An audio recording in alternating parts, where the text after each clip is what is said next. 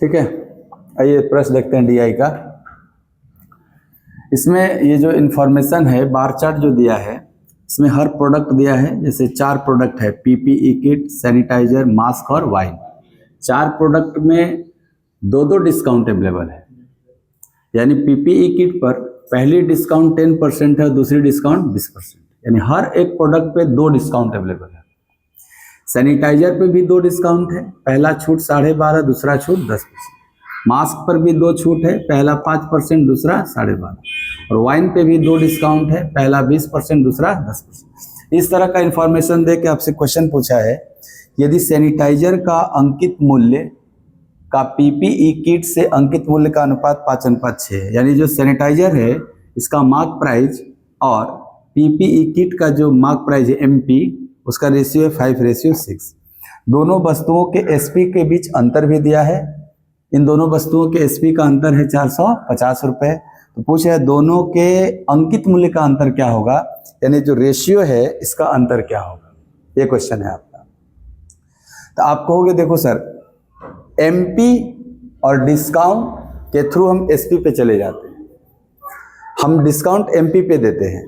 तो MP sanitiser का 5 unit है, सैनिटाइजर का एमपी 5 यूनिट है।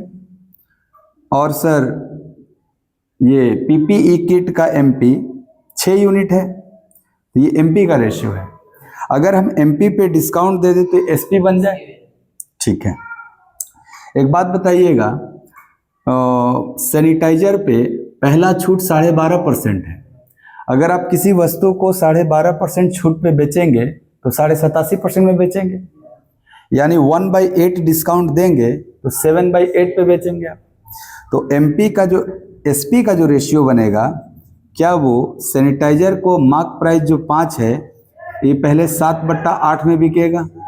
अच्छा, एक ही छूट नहीं मिला, एक और छूट मिल रहा है आपको। दूसरा छूट है 10% का। अगर आप 10% छूट देते हैं तो 90% में बेचते हैं, और 90% का फ्रैक्शन 9/10 हो जाता है। तो क्या ये एसपी बनेगा यूनिट में सैनिटाइजर का? आइए पीपीई किट का एसपी देखते हैं। आपको पीपीई किट का एमपी 6 यूनिट है ना, 6 यूनिट। सर पहला डिस्काउंट पीपीई पे 10%, तो 10% डिस्काउंट पे 90% में बिकेगा, 9/10। और दूसरा डिस्काउंट है सर 20%, तो 80% में बिकेगा, 4/5। इतना समझ में आ गया? यहां से हम लोग देखना चाहते हैं कि सर हमको 5 यूनिट और 6 यूनिट का अंतर 1 यूनिट का वैल्यू चाहिए। और जब एमपी 5 और 6 है तब ना अंतर 1 यूनिट है, तो हम इसको 5 और 6 को नहीं काटेंगे। हम देखना चाहते हैं दोनों का वैल्यू का, भाई 5 एमपी पे ने ये एसपी बना और 6 एमपी पर ने ये एसपी बना, तो इन दोनों का अंतर दिया हुआ है क्वेश्चन में आपका 450 रुपये। इनका अंतर देखिए आप कितना होगा। आप कहोगे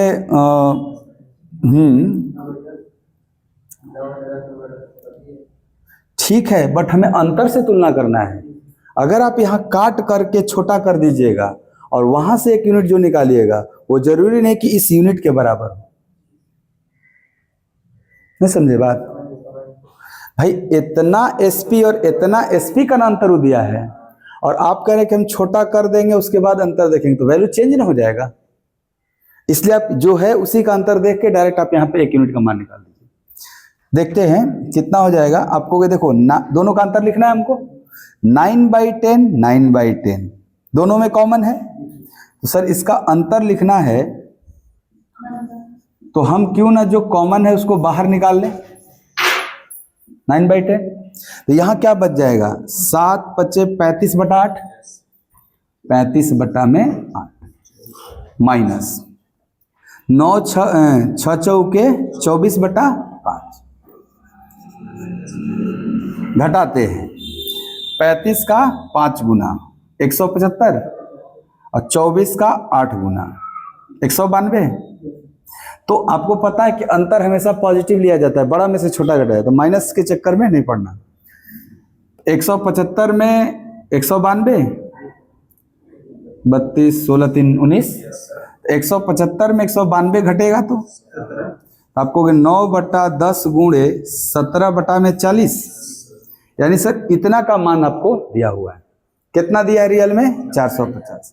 तो आप कहोगे सर 17 गुणे 9 153 बटे में 400 यूनिट का मान दिया है 450 रुपया, और हमको 1 यूनिट की जरूरत है। क्यों? क्योंकि दोनों के एमपी में 1 ही यूनिट का अंतर था। अगर 1 यूनिट निकालना है तो क्या ये फ्रैक्शन उधर जाके उल्टा गुणा हो जाएगा?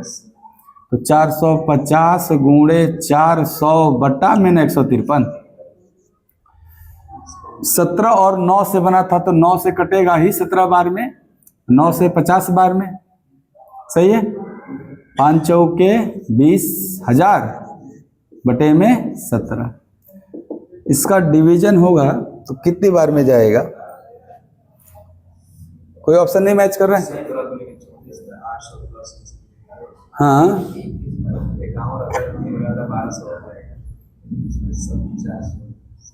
17 एकम 17 है ना, पहले जाएंगे 1 से ना शुरू होना चाहिए। तो कुछ तो फॉल्ट है डेटा में। थोड़ा सा अंग्रेजी में देख लीजिए सवाल को, देखिए ध्यान से। यहाँ जो सैनिटाइजर का पीपीई किट से लिखा है ना, अंग्रेजी में है कि पहले पीपीई किट है,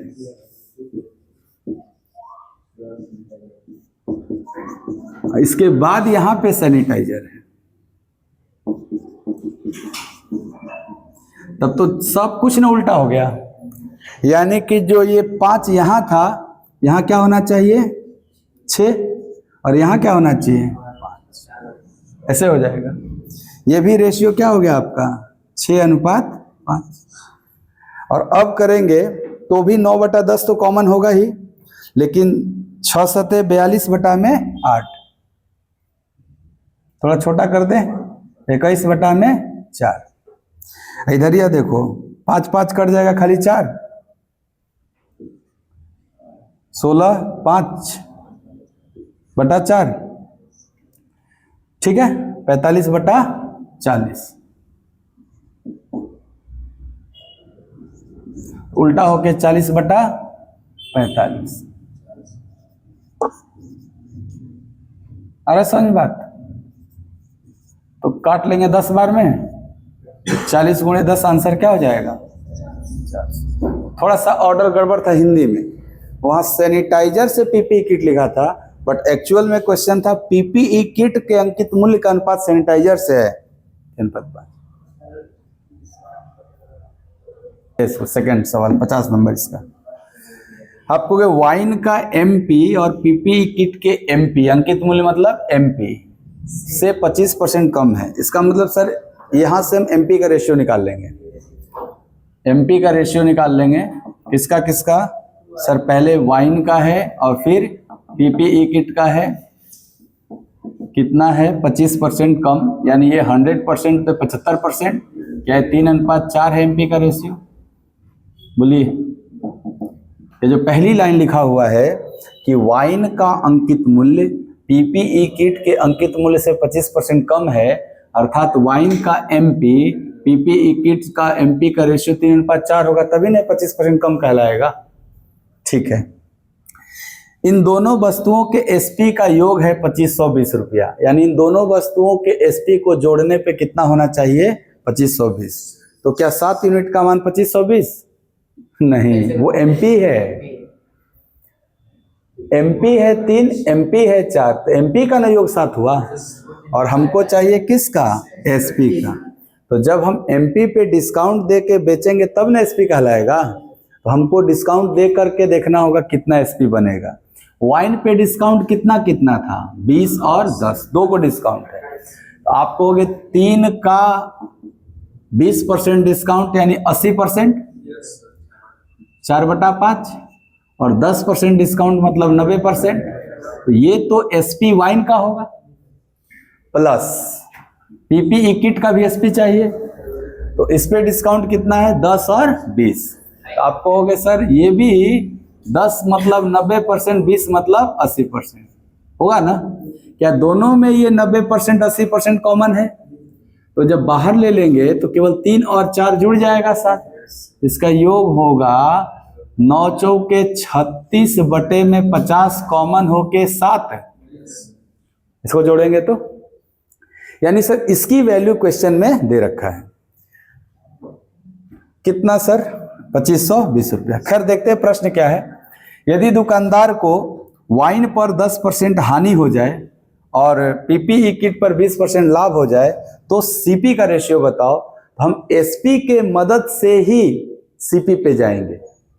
अच्छा एक बात और सर, इस क्वेश्चन में ना रेशियो पूछ दिया है, तो रेशियो पूछ दिया तो इस रियल डेटा का इस्तेमाल अगर नहीं है तो हम नहीं करेंगे। हालांकि हम समझ रहे हैं कि ये जो मान है इसका योग का है, बट थोड़ा ध्यान से देखिए, ये बात की बात है योग, इतना जो लिखे थे क्या ये इनके सेलिंग प्राइस का रेशियो बनता? और सर हम सेलिंग प्राइस की मदद से सीपी निकाल सकते हैं। कैसे सर? ये जो सेलिंग प्राइस है इसका 3 गुणे 4 बटा में 5 गुणे 9 बटा 10, इस सेलिंग प्राइस में अगर हम उल्टा गुणा कर देते हैं फ्रैक्शनल वैल्यू प्रॉफिट या लॉस का, तो सीपी निकाल के दे देता है। तो इस वाइन प्रोडक्ट पे क्या हुआ था? 10% हानि, यानी ये 90% में बिका था, यानी ये 9 बटा 10 का मान था। उल्टा गुणा कर दे अगर 10 बटा 9, क्या ये सीपी बन जाए? किसका? वाइन का। रेशियो ये जो एसपी है पीपीई किट का, हाँ, अगर इसमें हम उल्टा गुणा कर दें पीपीई किट वाले प्रॉफिट का, तो ये हमें सीपी दे देगा पीपीई किट का।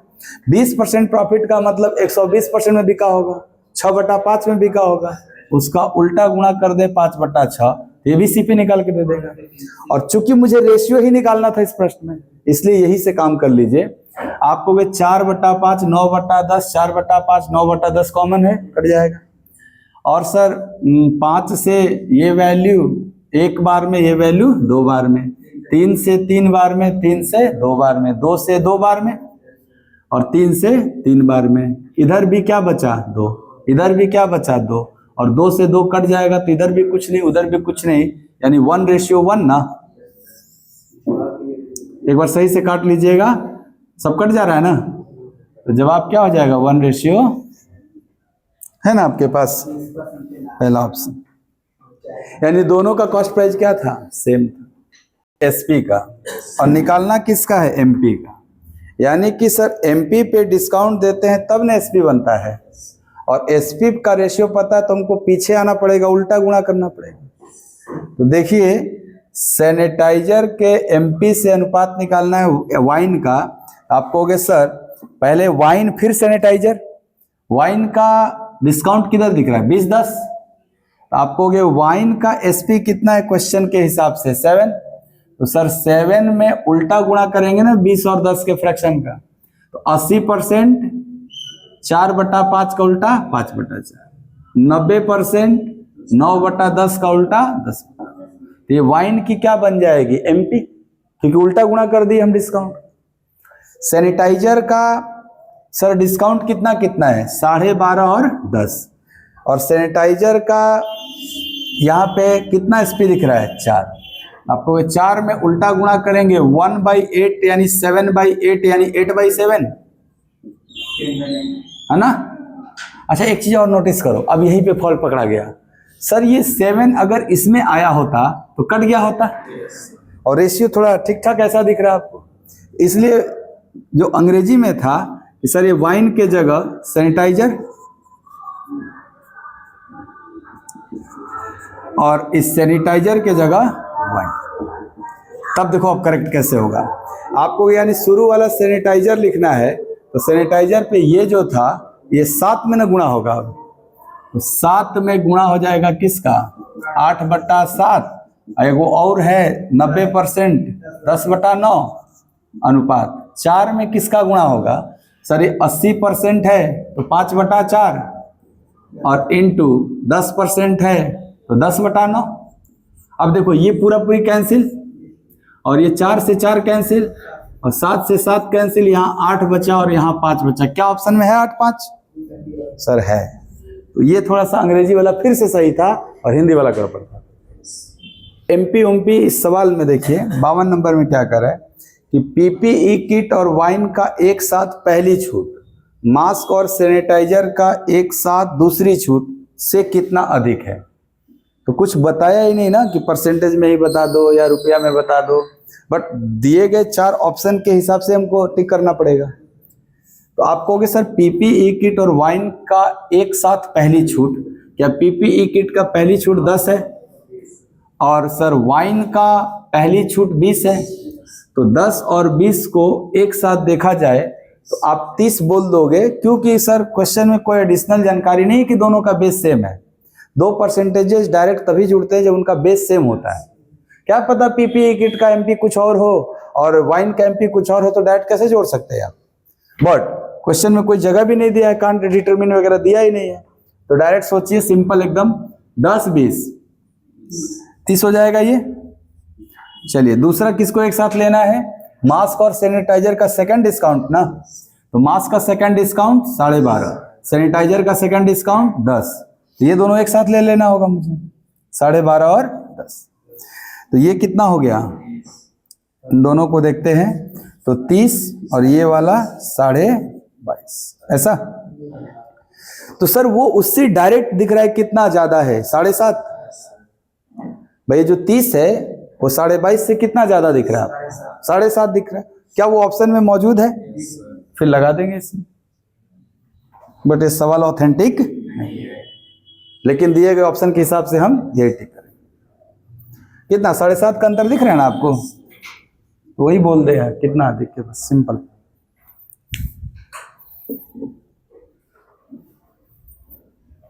तिरपन लास्ट होगा। इसमें कह रहा है ये जो डेटा डिस्काउंट का दिया हुआ है, इन सारे डेटा को एक पाई चार्ट में अरेंज कर दिया जाए। तो वाइन की जो दूसरी वाली डिस्काउंट है, यानी 10% की बात हो रही है, इस 10% का मान एंगल में कितना होगा, डिग्री में कितना होगा। क्या आपको पता है 100% का वैल्यू 360 डिग्री, परसेंटेज में 100% तो डिग्री में 360 डिग्री ना। अगर 100% का मान 360 डिग्री होता है तो वाइन पे जो सेकंड डिस्काउंट है वो केवल 10% है। अगर 100% 360 डिग्री तो 10% केवल 36 डिग्री ना। 36 डिग्री मेरा आंसर हो जाएगा, सिंपल, बस इससे ज्यादा कुछ। ये जो DI है ये लाइन ग्राफ का DI है, यानी डेटा वही, कभी इसको बार चार्ट से दिखा रहा है, कभी टेबुलर फॉर्म से, कभी पाई चार्ट से, और इस बार उन्हीं डेटाओं को लाइन ग्राफ से दिखा दिया। 2 लाइन दिख रहा है आपको, एक कंपनी Q का इंफॉर्मेशन है जो स्ट्रेट लाइन है, और कंपनी P का इंफॉर्मेशन है जो ऐसे स्पाइरल है आपका या जिगजैग है। तो ये जो परसेंटेज है ये क्या है सर, रेट ऑफ इंटरेस्ट है। ये क्वेश्चन में दिया हुआ है, ये जो 7% है वो कंपनी P को वर्ष 1996 में 7% इंटरेस्ट मिलेगा। अगर कंपनी P 1996 में कोई पैसा इन्वेस्ट करती है तो उसको 7% ब्याज दर मिलेगा, साधारण ब्याज, सिंपल इंटरेस्ट का जिक्र हुआ है आपका। तो ये समझ में आ गया परसेंटेज क्या दिया है, 1 वर्ष का रेट ऑफ इंटरेस्ट दिया हुआ है कि 1 वर्ष में % ब्याज मिलेगा। जैसे आपसे पूछा जाए कि इस लाइन ग्राफ को देख के बताइए कि सन 2000 में कंपनी Q को ब्याज कितना % मिलेगा। आपको सन 2000, नीचे ईयर लिखा हुआ है, सन 2000 में कंपनी Q, क्या ये स्ट्रेट लाइन वाला Q है, इसको ब्याज कितना मिल रहा है, 9% ना। कंपनी Q देखना है तो Q तो ये स्ट्रेट लाइन वाला है, इसमें 9% है ना 2000 के सामने। हाँ, कंपनी Q को वर्ष 2000 में कितना % ब्याज मिलेगा, 9%। फिर बोल रहा है कि यदि कंपनी P में वही पैसा इन्वेस्ट कर दिया होता जो Q में इन्वेस्ट किया तो उसको कितना अधिक मिलेगा। तो आप बताओ सन 2000 में P में इंटरेस्ट कितना है, 7.5%। तो प्रश्न है कि कंपनी Q में वर्ष 2000 में 1 वर्ष के लिए इतना रुपए की राशि निवेश किया गया था, यदि कंपनी P में राशि का निवेश किया जाता तो कितना अधिक साधारण ब्याज प्राप्त होता। ये तो कम प्राप्त हो रहा है, रेट ऑफ इंटरेस्ट कम है, तो कहीं P और Q इंटरचेंज तो नहीं है।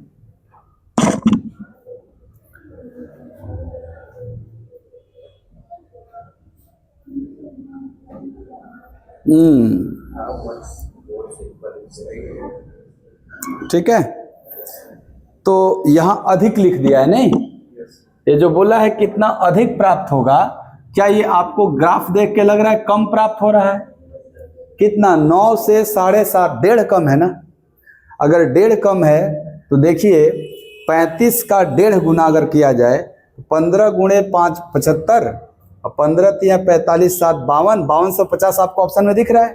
तो यहाँ पे थोड़ा सा एरर है कि कितना कम साधारण ब्याज प्राप्त होगा। क्यों? क्योंकि सर हाँ वहाँ भी एरर है, आपको सुधारना होगा। ये ग्राफ नीचे न है, 7.5 कम न है, 9 से कितना कम है, 1.5 कम है। तो भाई जो पैसा पे हमको 3.5 लाख पे हमको पहले 9% मिला करता था, अब वही पैसा इन्वेस्ट कर दिए अगर हम कंपनी पी में, हमको खाली 7.5% मिलेगा, हमको कम न मिलेगा 1.5%। किसका? इन्वेस्टमेंट का, यानी 3.5 लाख। अच्छा 3.5 लाख का मतलब है कि सर इसमें हम 1 लाख का गुणा करेंगे, रुपया बन जाएगा। ठीक है जी। तो ये जब गुणा होगा तो कितना हो जाएगा? 3,50,000।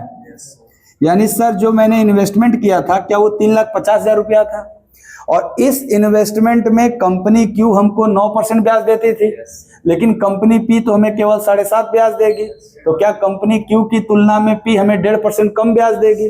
तो इसका 1.5% देख लेना है कितना कम ब्याज होगा। तो आप कहोगे 15 का गुणा करते हैं 35 में, 5 45 7 52 और सर 3 जीरो कट जाएगा, 1 जीरो बच जाएगा।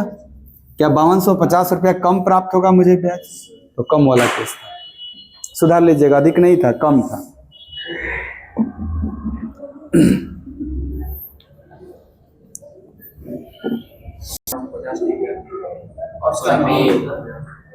अच्छा 5250 टिक करिएगा। हाँ ये वाला है आंसर, 5250 रुपये हमारा कम प्राप्त है।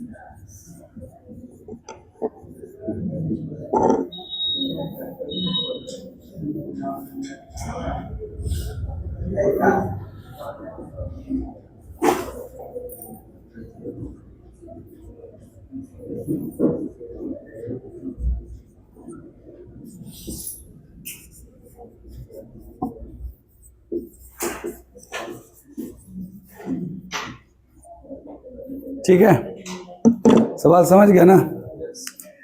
देखिए इस सवाल को करते हैं थोड़ा। वर्ष 2000 में कंपनी क्यू में आप कितना रुपए निवेश कर रहे हैं? 4 लाख। एक वर्ष के बाद 1 वर्ष के लिए आप वो निवेश किसमें डाल रहे हैं? 2001 में कंपनी पी में आप स्थानांतरित कर दिए, यानी वहां से 1 साल बाद जितना आपको मिला वो पैसा आप कंपनी पी में डाल दिए। और बताना है कि अब कंपनी पी से आपको कितना प्राप्त होगा। 1 साल के लिए डाले थे, तो आपको जो हम 4 लाख रुपया डाले हैं सर, ये तो हम कंपनी क्यू में डाले हैं, और 1 वर्ष के बाद बात हो रही है। तो 1 वर्ष में सन 2000 में कंपनी क्यू को प्रॉफिट या इंटरेस्ट मिलेगा। सर सन 2000 में कंपनी क्यू को क्या 9% इंटरेस्ट मिलेगा। तो जब 1 साल में इस पे 9% इंटरेस्ट मिलेगा तो क्या 1 साल बाद ही 109% हो गया रहेगा। और ये टोटल पैसा को उठा के हम कंपनी पी में डाल रहे हैं। तो अगले साल 2001 में कंपनी पी जो है क्या मुझे 6.5% ब्याज के साथ पैसा वापस करेगी। तो जब 6.5% ब्याज मिलेगा तो 106.5% अमाउंट हो जाएगा मेरा। तो ये कैलकुलेशन आपका आंसर कराएगा। गुणा करना है बस आपको। देखो सर 1% से 2 जीरो कटता है, 1% से 2 और कटेगा और एक डेसिमल से खत्म। तो केवल यहाँ 4 बचेगा, यहाँ 109 होगा और यहाँ 1065 होगा क्या। ये मल्टीप्लाई करना है आपको। तो आपको हाँ, अगर ऑप्शन का यूनिट डिजिट सब अलग है तो देख लीजिए। आपको 5 के 20 के लिए तो एक जीरो आया होगा सब में। उसके अलावा कोई एक गुणा कर लेते हैं हम। जैसे ये गुणा हो जाता है, ये कर लो 436 और गुणे लास्ट में 1065। अगर मैं इसका गुणा इसमें किया होता तो मुझे जो जीरो दिख रहा है ऑप्शन में वो डायरेक्ट यहाँ दिख गया होता। जैसे समझो मैं इस 4 का गुणा 1065 में कर दूं तो कितना हो जाएगा, 4 पचे 20, 4 छके 24, 2 26, 4 एकम 4, इतना इसमें होके होता। और इसमें अगर 109 का गुणा करूंगा तो अब आप कहोगे जीरो छोड़ो, हर ऑप्शन में आएगा जीरो। 9 छके 54, 4 होना चाहिए जीरो के पहले, तो जीरो के पहले 4 यहाँ है, इसलिए आप ऑप्शन बी टिक कर लो, ये गुणा करके। समझ गए।